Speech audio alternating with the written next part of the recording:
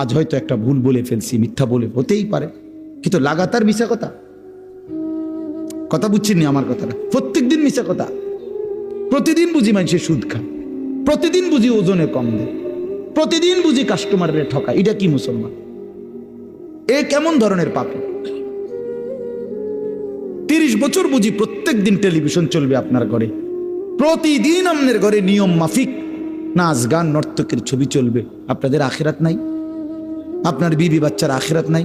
তো এরা মরলে কোথায় যাবে? এদের পরিণতি কি হবে?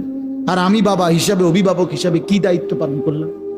খাট পালং আর সোফা, ফার্নিচার, কাঁচের প্লেট আর নুনের বাটি, এটাই ছিল জিম্মাদারি না?